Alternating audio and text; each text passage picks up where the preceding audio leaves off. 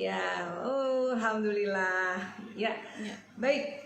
Yo, ada yang tanya ya, gimana cara tahu watak kita sih? Apa cukup dengerin kata orang yang bilang saya nyebelin, cerewet? Wah, iya, ini dari siapa nih, Mbak Fani Kusuma, masya Allah. Ya, teman-teman, sahabat-sahabat ya, kita kalau mau tahu tentang watak itu sebetulnya banyak sekali tesnya.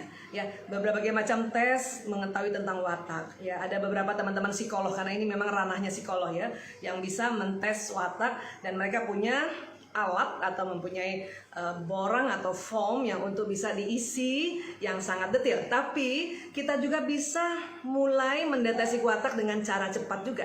Ya, biasanya kalau Bu Isa seringnya bikin begini. Seandainya nih hari ini malam ini ya Bu Isa bilang, teman-teman besok kita bikin teater, pentas teater, drama gitu ya.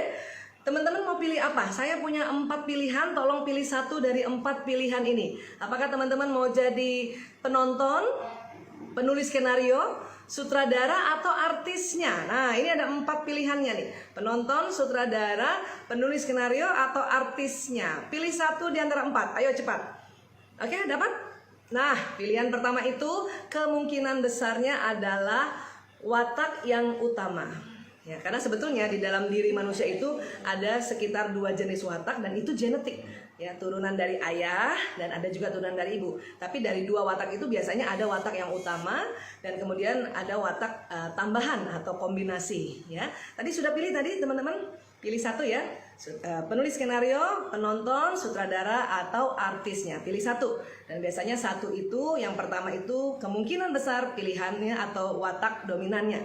Ya. Nah sekarang untuk tahu watak kombinasinya kan tadi ada 4 sudah pilih satu, jadi sisa 3 kan. Nah pilih satu lagi.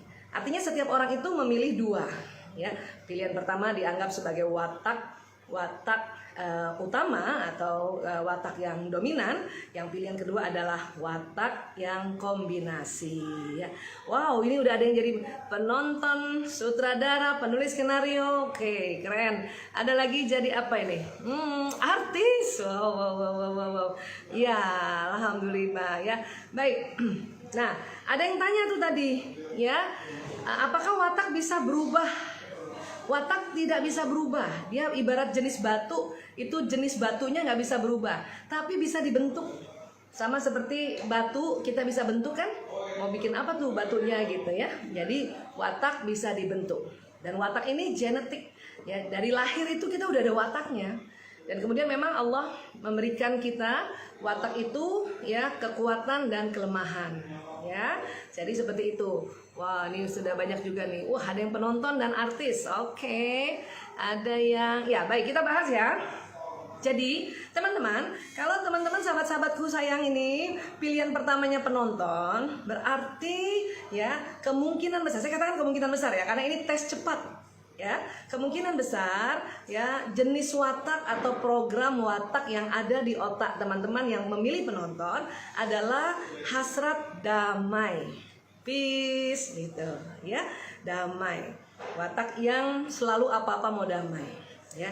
Kemudian selalu orang yang damai ini biasanya punya kekuatannya apa? Tenang ya. Selain tenang apa? Ngalahan. Bener nggak teman-teman tadi yang pilih penonton? Ya kan, udah tenang, ngalahan, kemudian tidak suka konflik. Itu kalau ada konflik itu, aduh setengah mati dia pikirin ya. Itu orang pilih penonton yang wataknya, hasratnya damai dan ciri khasnya pengamat. Dia senang mengamati. Dia senang mengamati sesuatu. Ya, kemudian sedang mengamati dia pelajari. Ya, sehingga orang yang pilih penonton ini senang sekali kehidupan seseorang diamati dan dia bisa mengambil hikmah dari kehidupan seseorang itu. Ya, tapi tetap ada kelemahannya. Apa orang penonton tipe kelemahannya apa nih? Kelemahannya penonton? Ya, oke, terlalu damai. Karena terlalu damai, kadang pekerjaan suka ditunda-tunda. Tarsok. Nah, itu penonton. Ya kan? Terus tipe penonton ini biasanya kalau udah capek banget itu kurang motivasi. Nganggap ya udahlah gini aja, gue mah gini aja gitu ya. Nggak usah terlalu banyak-banyak goal setting gitu. Kalau orang damai itu termasuk kelemahan sebetulnya ya. Dan kadang-kadang dianggapnya apa? Dianggapnya juga ya penakut Padahal sebenarnya bukan penakut, itu karena dia mau damai. Ya, oke. Tadi kalau yang pilih penonton. Kemudian tadi ada yang pilih nih, oh tadi ada yang bilang, aduh betul pisan. Ya baik, ya. Jadi kalau penonton ini memang jarang marah, nih penonton. Ya, jarang marah. Makanya karena jarang marah dia cepet capek. Badannya ini kalau ibarat baterai cepet lobet. Cepet lobet ya. Makanya orang flegmatis ini butuh tidur. Ya.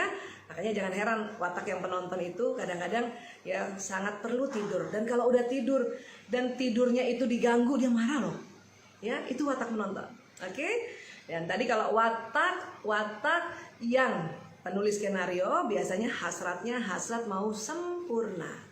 Mengerjakan apa-apa dengan benar, detil, teratur, mendalam, itu yang penulis skenario. Ya. Tadi kalau watak penonton sering biasanya disebut kalau istilah dari psikologi kepribadian disebutnya flegmatis. Ya, ini istilah bahasa Latin yang pertama sekali mencetusnya adalah Hippocrates. Hippocrates itu hidupnya ya di 300 tahun sebelum Masehi. Bayangin sampai sekarang itu tetap dipakai. Jadi yang penonton flegmatis, yang penulis skenario disebutnya melankolis. Biasanya hasratnya sempurna. Ya, kekuatannya adalah dia bisa memikirkan apa-apa ya secara detail dan ciri khasnya pemikir. Yo, tadi ada siapa tuh? Oh, ada Mbak Dinda katanya penulis skenario. Iya, bener ya. Bener banget ya. Ya, pemikir apa-apa dipikirin detil. Ya, dan itu kekuatan tapi mendalam. Tapi ada kelemahannya, apa kelemahannya? Ya, kadang-kadang cepet capek. Capeknya kenapa? Karena orang lain nggak sempurna. Orang lain itu ya mungkin ada sebagian juga yang asal-asalan. Jadi tipe melankolis ini kepikiran ya. Kepikiran banget.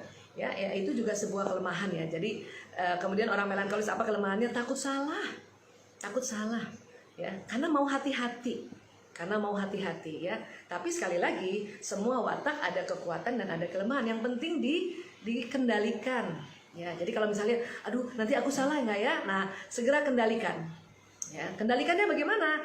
Kalau kita ya pakai teknik yang paling mujarab itu, kendalikannya dengan istighfar, astagfirullahaladzim ya. Terus kemudian apa? Kemudian kita setting, kita motivasi diri kita dengan teknik ya berani gitu ya. Nah itu teknik sebetulnya ya. Oke, tadi ada juga oh ini dia bener kan, ada yang bilang aku takut salah dan sebagainya tadi ya. Ya. Oke, jadi ada juga yang pilih penonton, pilih sutradara ya. Sutradara ada yang pilih kan? Nah, kalau sutradara itu hasratnya mengatur. Kekuatannya mau cepat, orangnya tegas, prinsip. Pokoknya deh, ya. Biasanya orang-orang yang pemimpin itu watak dasarnya sutradara ini. Orang sering bilangnya koleris.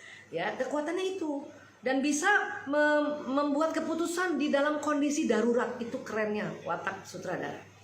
Ya, cuman kelemahannya apa kelemahannya? Kadang karena mau cepat jadi suka jengkel, suka kesel sama orang yang lambat gitu ya, gemes gitu.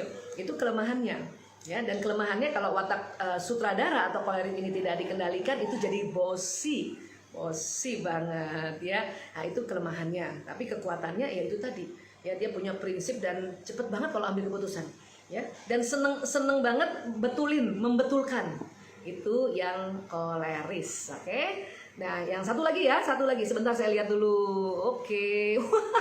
Ini ada Ibu Kusumati Siska. Wah Isa, gimana caranya menasihati watak koleris? Koleris nggak suka dinasehatin. Ya. Siapa yang punya pasangan koleris? Nanti kita akan belajar cara bagaimana menghadapi pasangan ya. Kalau sekarang diri kita dulu sebentar ya. Kita bicara tentang diri masing-masing. Nanti ada tuh tipsnya ya. Pokoknya tunggu terus acara konten Ngobrol Bu Isa yang temanya adalah #tanya Bu Isa. Oke? Oke, hari ini kita cari yang untuk diri sendiri dulu ya. Ya, satu lagi ada watak yang disebut ya watak artis. Oh, siapa yang pilih watak artis tadi? Baik pilihan pertama dan kedua. Biasanya watak artis ini hasratnya gembira. Dan watak artis ini populer, ya cepat dikenal karena orangnya gembira, ya itu kekuatannya. Biasanya bahasa ya kepribadiannya ini atau psikologi kepribadiannya disebutnya sanguinis. Sanguinis itu bahasa Latin, asal kata dari darah ya. Orang artis atau sanguinis ini kekuatannya karena happy, gembira, spontan ya. Jadi nggak lama kalau mau ambil keputusan ya, nggak ribet mau ambil keputusan ya, ambil keputusan ya, dan selalu gembira. Cuman kelemahannya apa? Kelemahannya orang sanguinis, saking spontannya kadang nggak inget tadi tuh aku janji apa ya, atau tadi tuh ngomong sama siapa ya. Sering kayak gitu tuh orang sanguinis. Karena apa? Karena cepet banget, spontan banget ya. Jadi kalau kita bicara tentang sanguinis, inilah watak yang kadang kita nggak tahu dia sedih apa enggak. Kenapa? Selalu always happy, be happy ya. Itu dia tuh orang sanguinis ya. Oke, tadi ada yang tanya ya, wow, ada yang tanya tentang Bu Aisyah, saya sebentar ya, tadi Bu Aisyah saya tegas dan baperan. Bisa jadi teman-teman yang misalnya merasa tegas dan agak baper ya, itu mungkin kombinasinya koleris melankolis ya, hasrat cepat ya, tapi juga mau sempurna. Itu koleris melankolis sering gitu, tegas tapi agak baperan karena ada melonya ya. Terus ada lagi, Dokter Aisyah, watak itu apa bisa dirubah? Oh ya, tadi kan saya sudah bilang ya, watak itu tidak bisa dirubah tapi bisa dibentuk ya. Makanya harus dikenali. Kalau kita mau membentuk watak, kita harus kenal dulu watak kita apa gitu ya. Misalnya ada teman, ada sahabat-sahabatku ada wataknya plekmatis, yang penonton tadi kan aslinya kan plekmatis. Kalau dia terlalu damai kan suka nunda-nunda tuh ya kan ya, tarsok. Nah, tapi kemudian kita sudah kenal itu watak aku, watak kelemahan aku. Gimana cara untuk memperbaikinya? Oke, setiap ada kerjaan sebisanya bilang dalam diri, kerjakan sekarang. Nah, itu yang dimaksud membentuk watak. Oke? Iya. Oh, sebentar nih, tadi wataknya katanya berubah-berubah waktu SMP. Rasanya apa tadi waktu SMP? Sebentar ya, saya lihat tadi. Waktu SMP, bentar. Oh, sebentar ya. Ini banyak banget yang nanya ya. Oh, Insya Allah. Waktu berubah karena waktu kecil introvert, pas SMA jadi ekstrovert. Nah, bisa jadi ini siapa ya? Mbak Putri ya. Mbak Putri ya, Putri. Mungkin wataknya ambivert. Jadi watak ini kan nanti tadi kita sudah belajar tentang pilihan 4 watak. Jadi watak itu kuadrannya. Ini teknik yang sederhana ya, sederhana dan populer ya. Kalau nanti ada teknik yang lebih detail lagi, itu ada lagi. Nah, tapi yang 4 tadi, koleris, melankolis, sanguinis, plekmatis, itu biasanya 4 kuadran. Nah, kalau kombinasinya koleris sanguinis atau sanguinis koleris, itu sering disebut ekstrovert. Ya. Dan kalau kombinasinya plekmatis melankolis dan melankolis plekmatis, itu disebutnya introvert. Ya, nah tapi ada watak itu kombinasinya ekstrovert dan introvert, itu namanya ambivert, dan itu nggak apa-apa. Ya, bisa saja Mbak Putri ini mungkin waktu kecilnya sebetulnya wataknya memang kombinasi, ya bisa jadi wataknya melankolis koleris. Jadi kecil merasa introvert, kok udah gede sekarang saya agak ekstrovert ya.